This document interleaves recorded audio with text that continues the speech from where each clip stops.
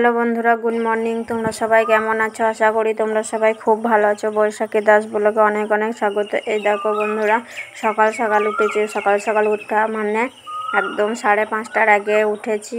5:30টা ওঠার আগে দেখো কত কি কাজ করছি, সেটা তোমাদের দেখাচ্ছি। তোমরা পুরো ভিডিওটা দেখতে থাকো, কেউ স্কিপ করো না।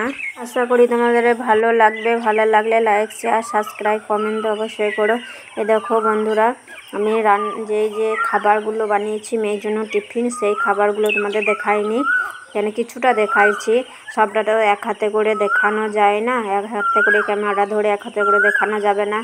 আর রান্নাঘরে বলতে রান্নাঘরে রান্না করতে করতে ধরো তেল, কোনো সময় তেলে রান্না করলাম, কিছু সব ছিটে লাগবে, সেই জন্য এই দেখো সবটা দেখাতে পারলাম না। আর এই দেখো আমি আগে গ্যাসটা মুছে নিচ্ছি, মুছার পর তোমাদের দেখাইছি কি কি বানিয়েছি, সেটা তোমাদের সাথে আজকে শেয়ার করব। রান্নাঘরে অনেক দিন তোমাদেরকে দেখানো হয়নি। আমি সকালবেলায় টিফিন রোজ রোজ বানানা করবে, আজ এই আজ ওই। আমি এই জন্য হয়েছে সকালবেলায় সামাই হয়েছে আর হয়েছে লুচি, সেটা তোমাদেরকে দেখাইছি।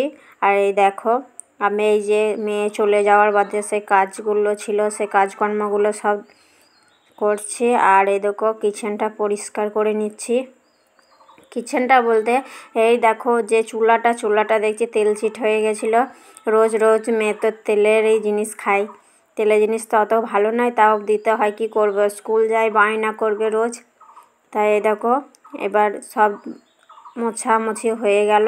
তারপরে দেখো বাসনগুলো ছিল, বাসনগুলো ধুয়ে নিচ্ছি। এই দেখো বাসনগুলো ধোয়া হয়ে গেল, অনেকগুলো বাসন ছিল। রান্নাঘরে কাজটা কমপ্লিট হলো, বাসন ধোয়া, রান্নাঘরে যে তেল চিটগুলো ছিল সেগুলো মোছামুছি করলাম। আর দেখতে পাচ্ছ রান্নাঘরটা দেখো তাড়াহুড়ো করে সব সকালে কাজ করেছি, তারপর দেখছি রান্নাঘরটা সব পড়ে আছে, তাই এ দেখো সব সরিয়ে পরিষ্কার করে নিচ্ছি। এই দেখো বন্ধুরা, দেখো এটা কি করছি, এটা গ্যাসটা কম করে দিলাম, এটাতে সামাই দিচ্ছি। সামাই ছিল, সামাইটা অল্প দিয়ে নিলাম, দেখছি বেশি দুধ হয়ে গেছে। আর আমার মেয়ে দুধই পছন্দ করে, আমি খুব একটা দুধ পছন্দ করি না, তাই দুধের ঝোলটা অনেকটাই ছিল রস, সেই জন্য আমি আর দুটো সামাই দিলাম, দিয়ে আমার জন্য একটু বানিয়ে নিলাম। কী খাবো, লুচিটা তো করা আছে, সেই জন্য আমি আর একটু বানিয়ে নিলাম। লুচির সাথে সামাই বেশি ভালো লাগে, তাই আমিও একটু সামাইটা করে নিলাম, বানিয়ে নিয়ে চলে এলাম, তোমাদেরকে দেখাচ্ছি। এই দেখো লুচি, সামাই।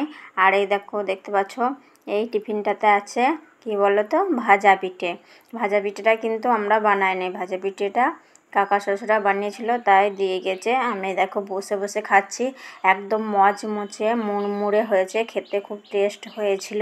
ভাজা পিঠেটা কী দিয়ে বানিয়েছি সেটা বলে দিচ্ছি, কেননা আমি বানাই ঘরে, এটা আমি বানাই নাই, তাও আমি তোমাদের সাথে শেয়ার করে দিচ্ছি। তোমরা এইভাবে বানিয়ে খাবে ভাজা পিঠেটা। শাক, আলু, অনেকজনা যেমন যে কোনো কলাই দিয়ে বানায়, কাঁচা কলাই ছাড়া। এটা মুগ কলাই দিলে বেশি মরমরে হয়, বেশি টেস্ট হয়। এর সঙ্গে ঝাল বাটার মধ্যে যে যেমন তোমরা কলাইটা তরকারির মতন বানাও, ওরকম আটা করে বানাবে। শাক, আলু দেবে, মিষ্টি আলু যেটাকে বলে, ওর সঙ্গে মাখিয়ে নেবে, মিষ্টি দেবে অল্পখানি, আদা, লঙ্কা, জিরে বাটা, সব ঝাল তোমাদেরকে বলে দিলাম, সব দেবে ওর সাথে। আর চারটি চালের গুঁড়ো দেবে, দিয়ে মাখাবে ভালো করে। তারপরে দেখবে মাখানো হয়ে গেছে, হাতে লাগছে না কেউ দেখবে। আর দিয়ে তখন গোল গোল করবে, লম্বা করে যে যেমন করো ভাজা পিঠে সেরকম করবে, দেখবে খেতে খুব ভালো লাগবে। আমরা বন্ধুরা এইভাবে ভাজা পিঠে বানিয়ে খাই। দেখতে পাচ্ছ তোমরা তেলে ফ্রাই করেছি। তারপরে সকালবেলায় আজ টিফিনটা জমে গেল, দেখো সাথে লুচির সাথে সময়ের সাথে দেখো ভাজা পিঠে। আর বন্ধুরা ভিডিওটা এতটুকুই, বাই, আবার দেখা হচ্ছে।